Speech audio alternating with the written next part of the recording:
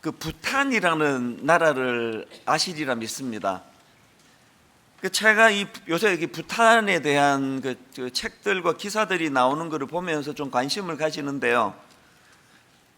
이런 제목의 책이 있습니다. 행복한 나라 부탄의 지혜.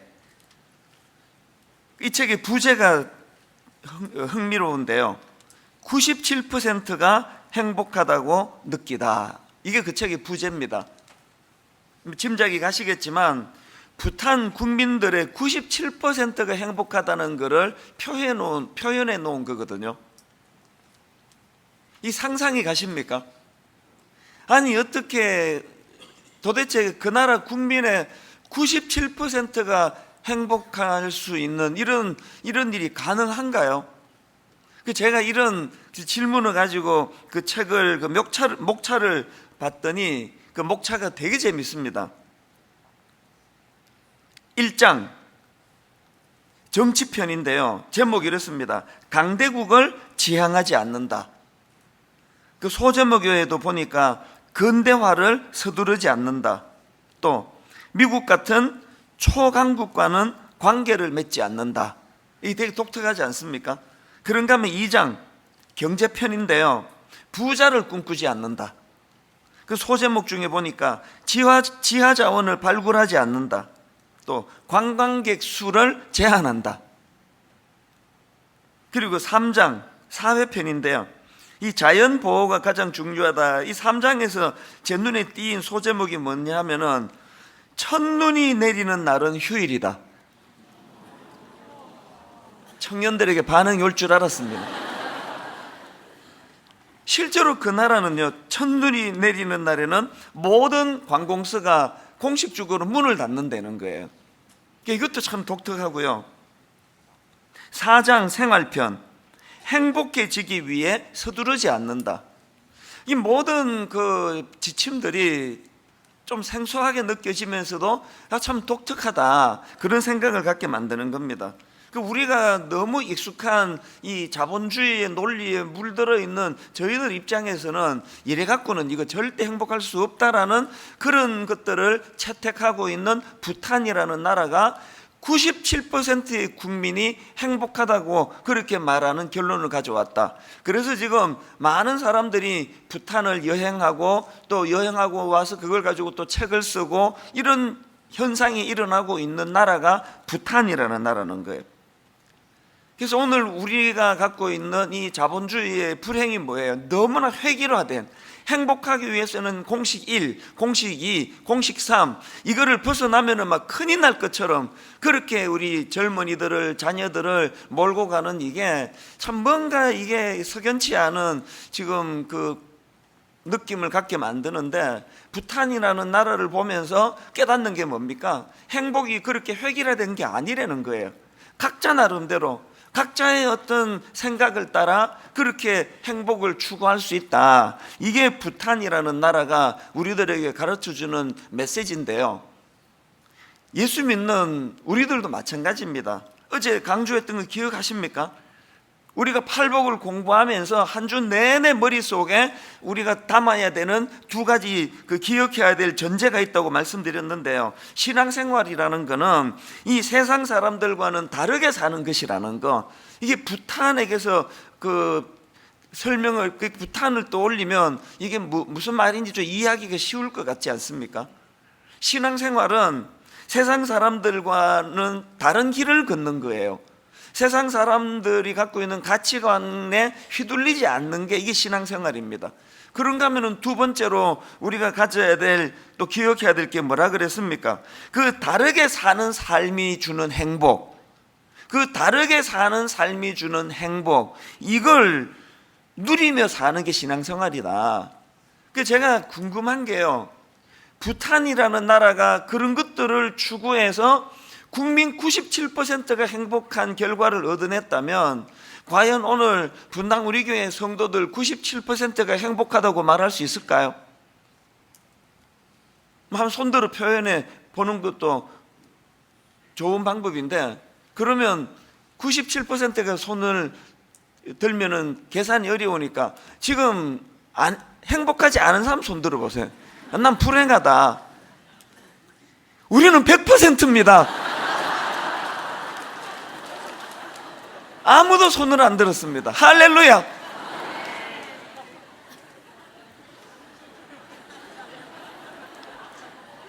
새벽에 지금 잠이 덜 깨가지고 한 번씩 이렇게 이상한 짓을 해야 이게 유지가 되는 게 새벽이니까 이해해 주세요. 이건 제가 뭐 농담이 아니고요. 정말 우리가 부탄이라는 나라에게서 배워야 되는 게 뭐냐? 예수 믿는 우리는 세상 사람들이 가는 그 길, 그 길을 걷는 사람이 아니라는 것과, 그리고 90%, 97% 이상의 우리 그 부탄 사람들이 그렇게 행복을 느끼는 것처럼 우리도 마찬가지라는 거예요. 그래서 이번 일주일 내내 이제 이 두 가지 전제를 가지고 그렇게 기도해야 되는데요. 그래서 우리만의 행복을 위하여, 그래서 저는 그 교역자들에게 또 젊은이들이 종종 그런 이야기를 합니다. 산의 등산길이 저게 뭐 국가가 인위적으로 만들어준 거 아니에요. 계속 등산객들이 가장 편리한 길이기 때문에 그 길을 가고 그 길을 가고 그 길을 가고 하니까 길이 나온 거예요. 그리스도인들만의 길을 만들어야 돼요. 그리스도인들만의 길을 우리 기성세대가 만들어 놓으면 그 다음 세대가 따라오기가 좀 쉬울 거 아닙니까? 그런 면에서 저는 그 옛날에 그 TV 프로 중에 만원의 행복이라는 프로가 있는데, 놀랍게도 저는 단 한 번도 본 적이 없습니다.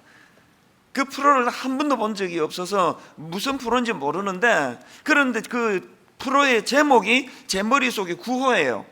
하나님, 제가 만원의 행복을 누리기 원합니다. 대형교회 목사 됐다고 그 막 억대 연봉을 요구하지 않고, 화려한 것들을 제가 요구하지 않고, 소형교회든 대형교회든 관계없이 만원의 행복을 추구하기 원합니다. 만원만 있으면 행복한 그 길을 찾아내기를 원합니다. 이게 제가 종종 속에서 되뇌는 구호예요. 이게 세상 사람들과의 다른 길 아닙니까? 세상 사람들은 돈 많은 갖고는 행복하기가 어렵다, 이런 가치관을 우리에게 주입시킨다면, 예수 믿는 우리는 우리만의 등산길을 만들어내야 된다는 거예요. 오늘부터 살펴보게 될 팔복을 이런 관점으로, 이 두 가지를 전제로 이제 좀 우리가 필터링 하면서 말씀을 살펴보면 좋겠는데요. 오늘은 그 첫째 시간으로 마태복음 5장 3절, 심령이 가난한 자는 복이 있나니 천국이 그들의 것이며, 여기 나오는 심령이라는 의미는 한마디로 말하면 영적인 측면에 있어서 이렇게 번역할 수 있는 표현이에요. 그러니까 이 가난은 물질적으로 가난한 얘기가 아니에요. 영적인 측면에 있어서 가난을 설명하는 거거든요. 그렇기 때문에 이 3절에 나오는 심령이 가난한 자, 이 말은요, 영적인 측면에서의 가난을 말하기 때문에 이렇게 풀이할 수가 있습니다. 전적으로 하나님만 의지할 수밖에 없는 존재임을 자각하는 사람. 다시요, 전적으로 하나님만 의지할 수밖에 없는 존재임을 자각하는 사람, 이 사람이 심령이 가난한 사람이에요. 전적으로 하나님을 의지할 수밖에 없는 그런 존재로서 자기를 인식하는 사람이 복이 있는 사람이라는 거예요. 그런 사람이 행복한 사람이라는 겁니다. 근데 여기서 참 그 흥미로운 거가 뭐가 흥미롭습니까? 지금 전적으로 하나님을 의지하는 태도를 이 가난이라는 도구를 가지고 설명하고 있다는 거예요. 존 메가드 목사님이 쓰신 그 팔복이라는 책에 보면은 헬라어로 가난이라는 단어가 그 두 종류가 있다는 거예요. 하나는 프토카스라는 단어고 또 하나는 페나스라는 단어인데요. 이 프토카스는 그야말로 거지예요, 거지. 완전한 극빈의 상태. 그러니까 오늘 국을 해서 한 끼를 해결하고 기반이 아무것도 없는 상태, 이게 푸토카스라는 단어고요. 여기에 비해서 페나스라는 단어는 가난하긴 한데 조금 낫습니다.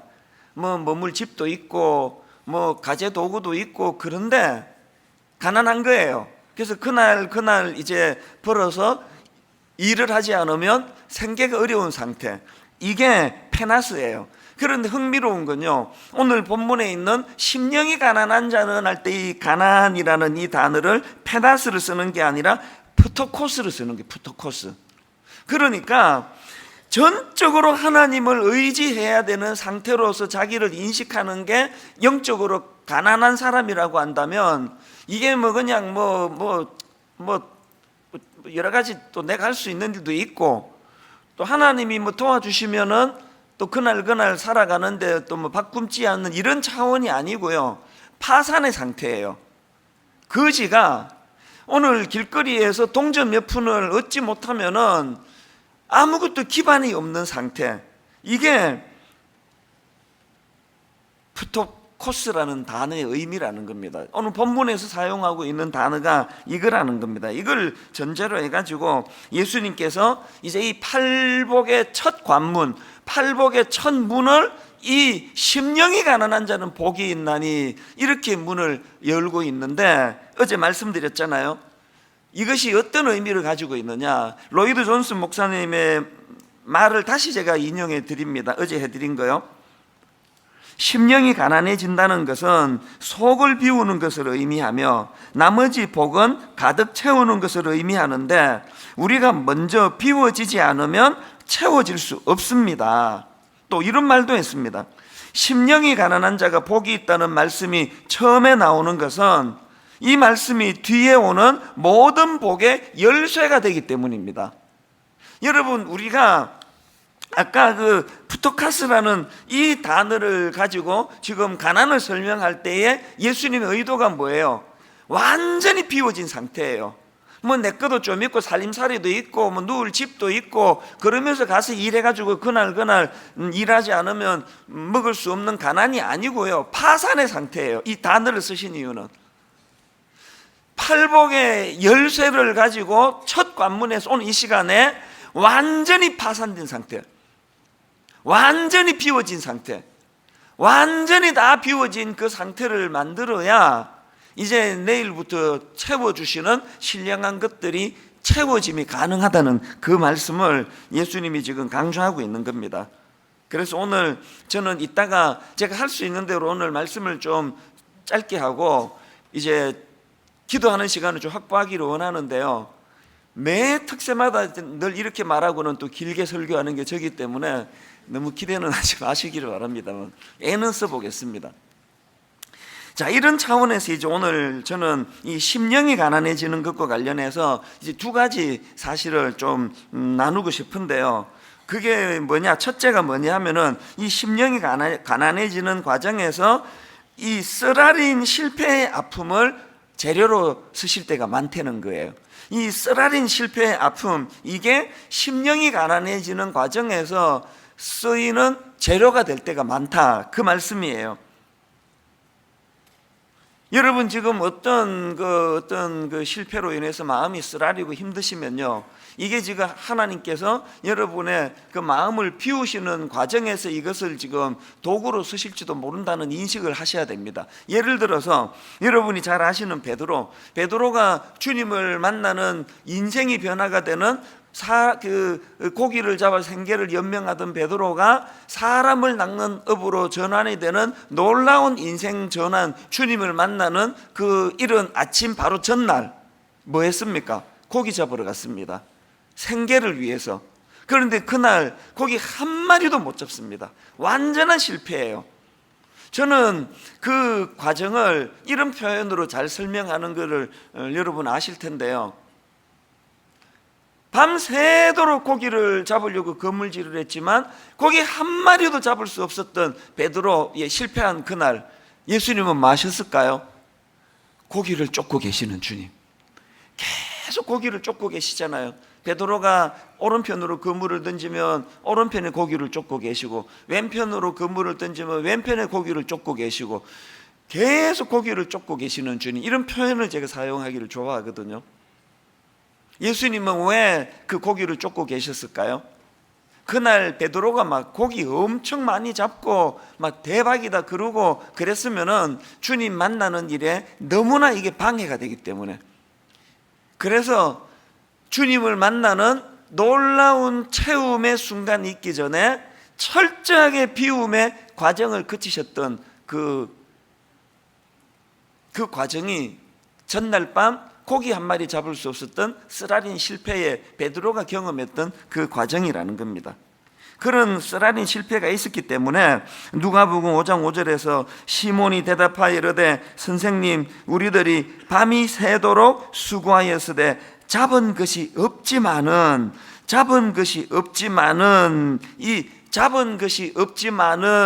이것이 재료가 돼가지고 그렇게 마음을 비우고 순종의 자리로 나갈 수 있는 도구가 됐다는 사실이에요. 야곱도 마찬가지입니다. 여러분이 아시다시피 야곱은 잔꾀의 대왕 아닙니까? 자기 아버지 또 자기 형을 속이고 형의 축복권과 장자권을 빼앗는 시도를 하다가 뭐가 잘못돼 가지고 야반도주 하는데요, 정든 집을 떠나는 그 과정도 너무 혼란스러운데 이제 광야에서 첫날 밤을 보내는 겁니다. 그 과정을 묘사한 창세기 28장 11절을 보니까 한 곳에 이르러는 해가 진지라 거기서 유숙하려고 그곳에 한 돌을 가져다가 베개로 삼고 거기 누워 자더니, 이 장면 한번 상상을 해보세요. 야곱 생애에 가장 처절한 비움의 순간이었을 거예요.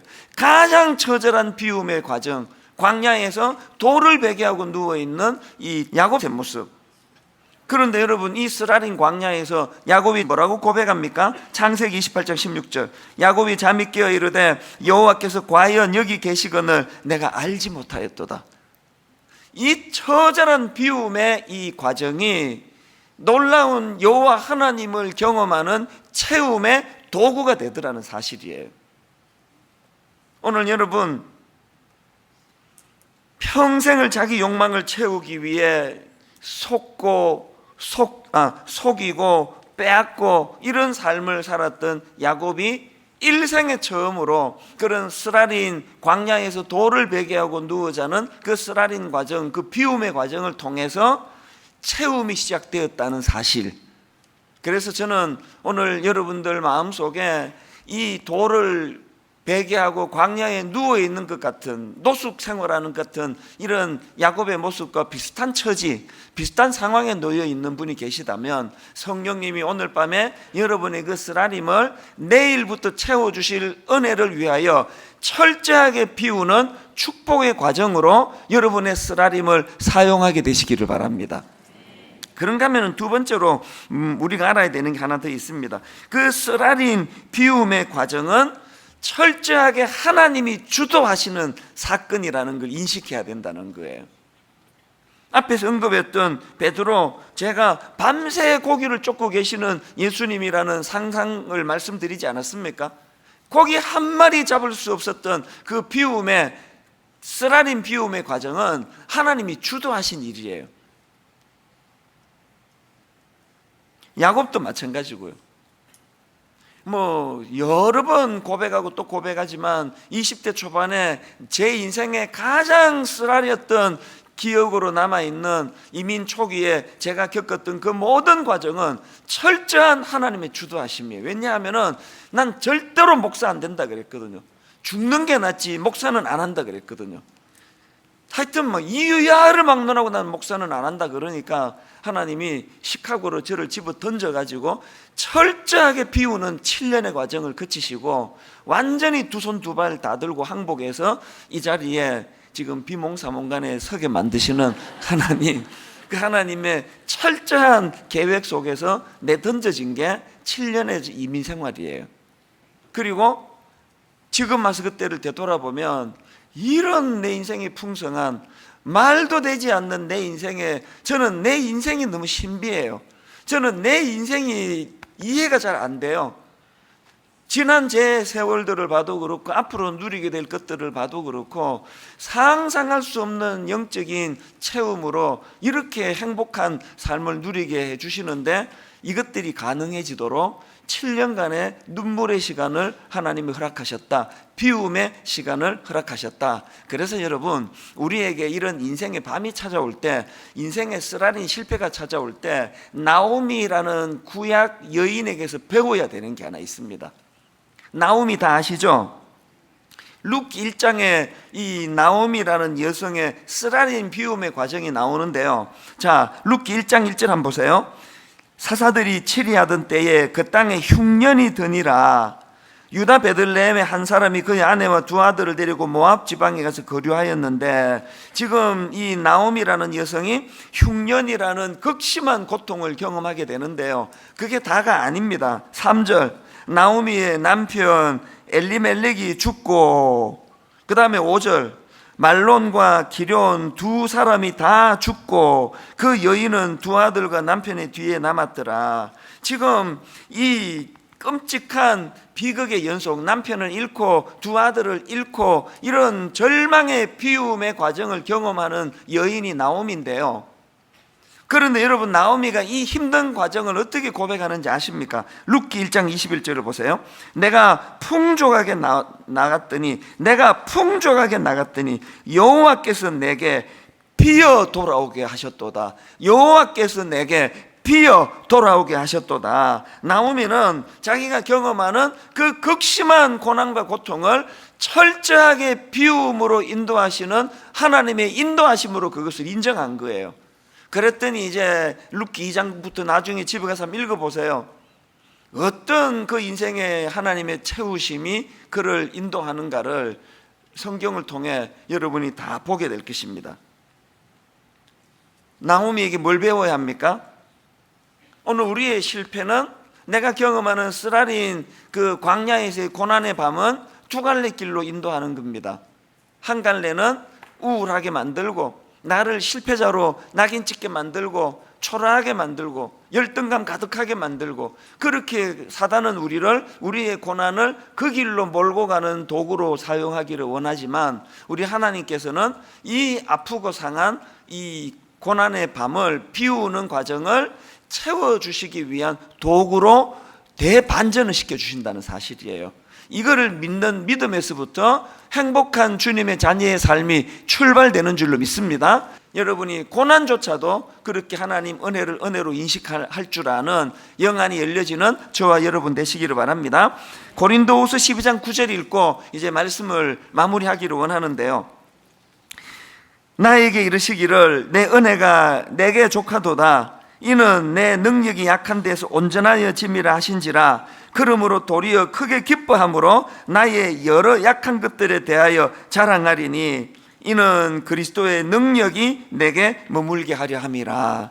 이는 그리스도의 능력이 내게 머물게 하려 함이라. 오늘 첫날 우리가 기도할 때 내 안에 그 내 자아와 내가 가진 그 무엇으로 가득 채워놓은 내 이 심령을 다 비워내는, 전부 다 비워내는 그런 놀라운 새벽이 되기를 주님 이름으로 축원합니다. 오늘 다 비워내고 내일부터 하나씩 채워주시는 신령한 은혜들을 사모하면서, 이제 오늘 우리 첫날, 매 우리 그 특세 첫날 함께 부르는 찬양 기억하시나요? 우리 오늘도 다 일어나셔서 하나님 앞에 열정을 다해서 우리 찬양으로 기도의 문을 열어가시면 좋겠습니다. 성령이여 임하소서, 메마른 나의 심령 위에 주님의 은혜의 담비 내려 날 흠뻑 적셔 주옵소서. 우리 손뼉 치면서 함께 뜨겁게 찬양 부르고 기도하기 원합니다. 성령이여 임하소서, 메마른 나의 심령 위에 주님의 은혜에 담비 내려 날 흠뻑 적셔 주옵소서. 주의 권세 주의 능력 지금 이 시간 임하셔서 악한 권세 모두 깨뜨리고 주님 나라 임하소서. 영광 할렐루야. 예수의 그 피가 내게 승리 주네. 구원이 되시네. 영광 할렐루야. 예수의 이름이 능력되네. 소망이 되시네. 성령이여 임하소서. 성령이여 임하소서. 메마른 나의 심령 위에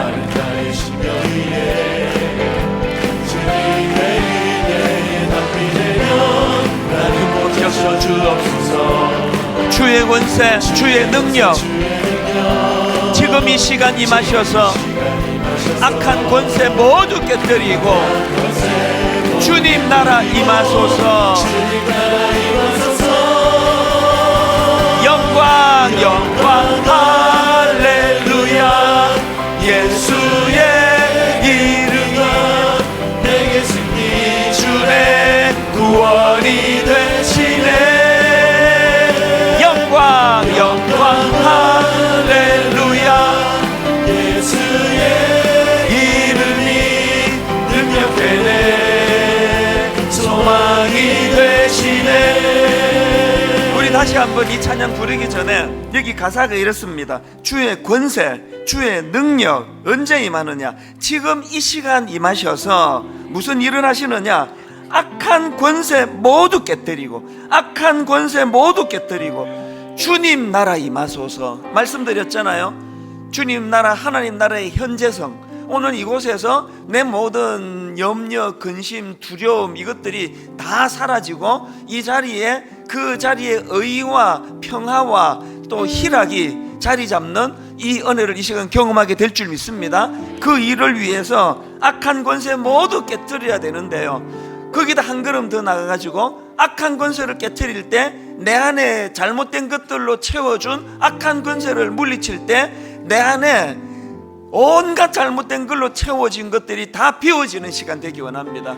아버지, 저는 탐심이 많고, 저는 정욕이 많고, 아버지 저는 질투가 많고, 아버지 저는 누구를 향한 이 분노가 많습니다. 그리고 아버지 세상 야망이 많습니다. 아버지 내 안에는 쓰레기 같은 것들이 너무 많습니다. 내 속엔 너무나 이 잘못된 것들이 너무 많은데, 악한 권세를 깨뜨려 주시는 주님, 내 안에 이 모든 악한 것들을 다 비워주시기 원합니다. 완전히 비워주심으로 말미암아 영적으로 파산된 상태.